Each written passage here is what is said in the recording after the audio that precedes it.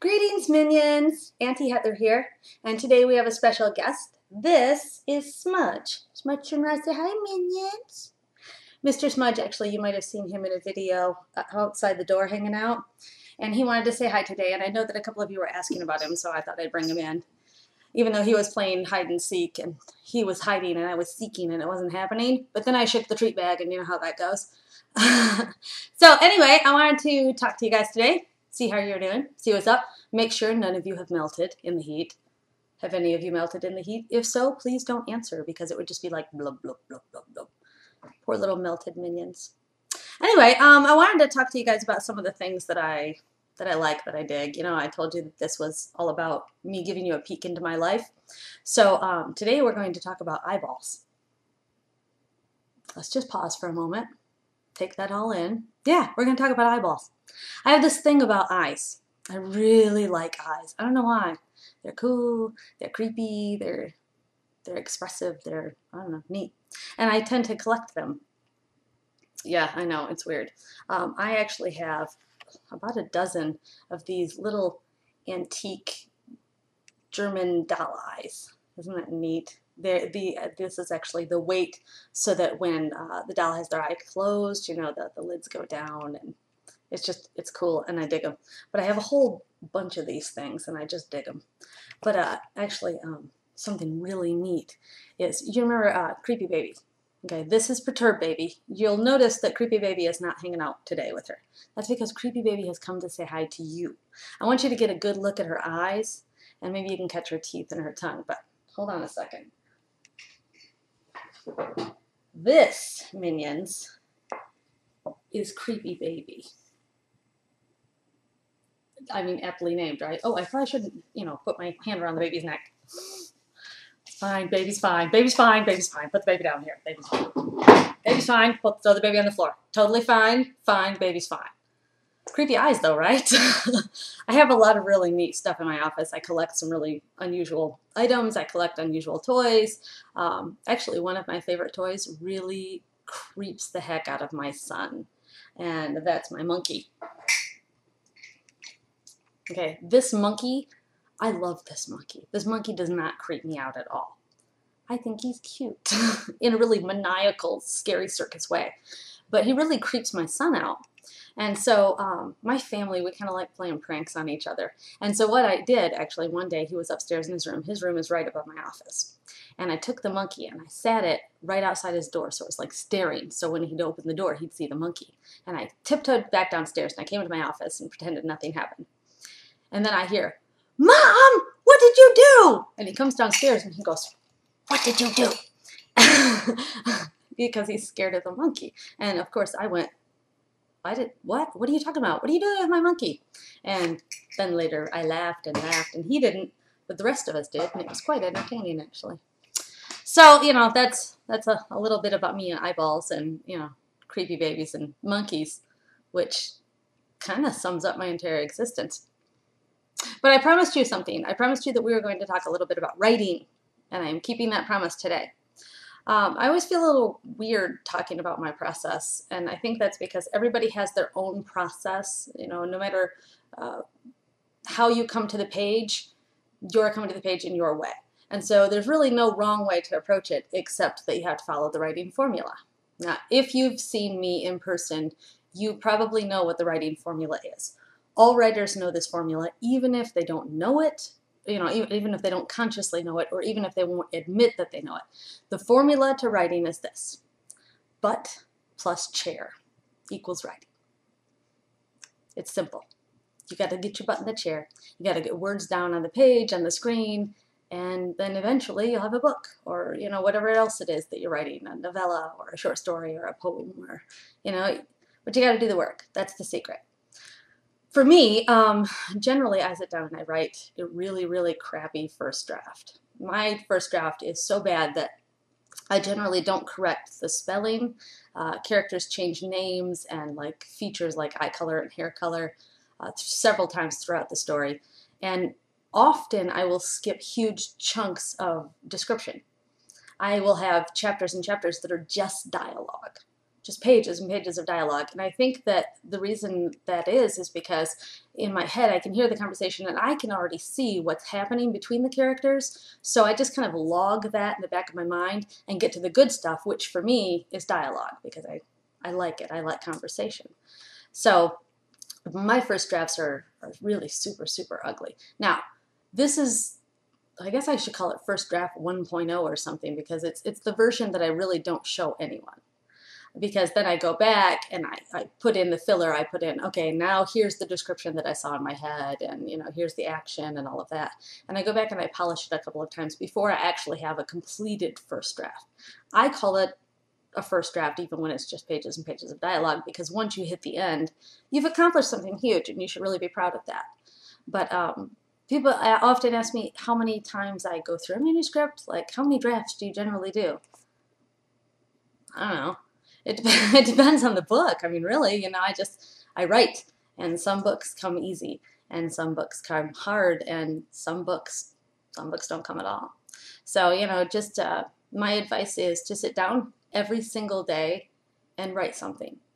And sometimes the words don't come out by doing this. Sometimes the writing's up here, but it's very important that you do something to better your craft every single day.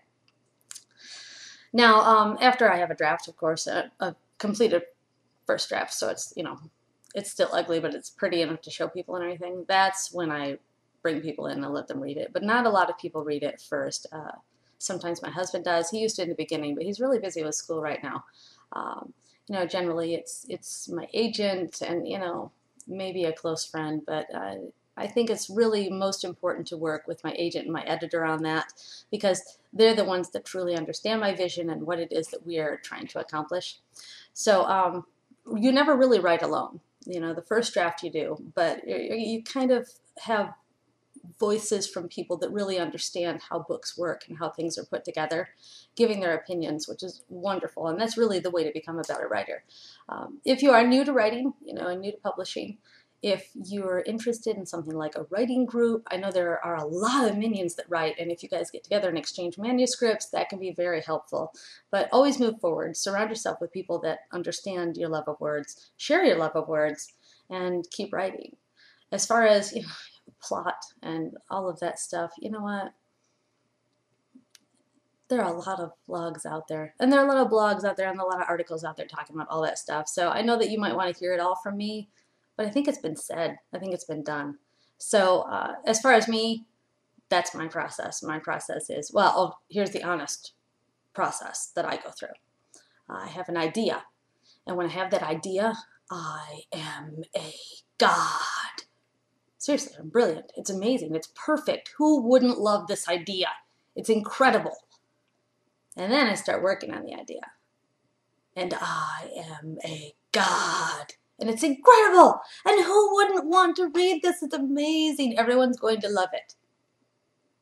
And then reality sets in, or what my brain deems reality, and says, what are you doing? You can't write that. You're not good enough to write that. There are a million other people out there that could write that way better than you. What are you thinking? And then I get very sad for a very long time. But I keep writing.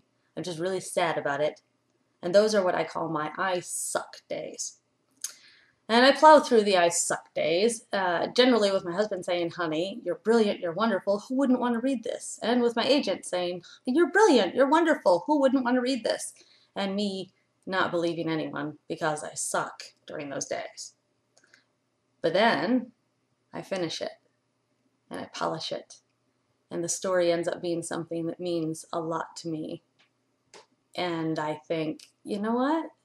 Who wouldn't want to read this? Maybe the minions will love this. And then you guys come to me and you say, you are a god. You're brilliant. You're amazing. Who wouldn't want to read this? And those are the best days of my life. So thank you. And also, if you know writers, please tell them if you like their work. Don't just tell them you like their work if you don't, but please tell them, because we do have very fragile egos and eagles. We might have fragile egos. I don't know. But we do have fragile egos, and it's really a cool thing when you guys reach out. Even if you don't get a response, know that the authors are paying attention and that we really, really do appreciate it. And we love you because you're our readers and you're amazing. So that's kind of what I have to say about writing. If you want to know the specifics of stuff, yeah, we can get into it, but I think there's a lot out there. Google is your friend. It's also your enemy. Be careful what you Google. I mentioned on Twitter in passing that I was going to give away a copy of this. If you don't know what this is an advanced reading copy of Third Strike, which is the third and final Slayer Chronicles book. Yes, it is the final, but trust me on this, it's so worth it. It's so exciting, and Henry is a big part of this book, so I'm really, really excited about it. So here's how we're going to give it away. You see, I like this vlogging thing, and I'm going to keep doing it, but I'd like to get a lot more subscribers. So what I'd like for you to do is to go out and tell people about it. If you could tell people about my vlog, that'd be really, really cool. Or tell people about my Facebook or my Twitter. In some way, go and further the minion horde, because we need more minions. We always need more minions. So if you go out and you do that, go onto YouTube, and I know where the comments are on YouTube. Go onto YouTube, and down here in the comments, I want you to post a link to where you have talked about the Minion Horde and Auntie Heather and how awesome we all are. And if you post a link down here on YouTube, I will enter you to win this arc. So you can read it. This book doesn't even come out until almost the end of February. So you can read it before anybody else does. So go out there, sing the praises of the Minion Horde, sing the praises of Auntie Heather, not for nothing, but we're kind of awesome. And, do our thing, and I really appreciate it. I know today is a little, we're calm, we don't have story time or anything else like that, but I've had a really, really busy week, so I'm a little tired. As for next week, what do you guys want to talk about? Go ahead, leave it in the comments wherever you are. Tell me what you want to talk about, and we'll talk more about that. A lot of you are asking about certain projects and certain endings and all these things, and I don't know how much I can talk about when it comes to those things, but speaking of eyes, something like that. So you tell me, what should I vlog about next time? And I promise I will be better rested. And for now, remember, Auntie Heather and Creepy Baby are thinking about you. Mostly Creepy Baby's thinking about how delicious you are. So that's all for today. I will talk to you guys next week. Remember, be safe, be good, and Auntie Heather loves you.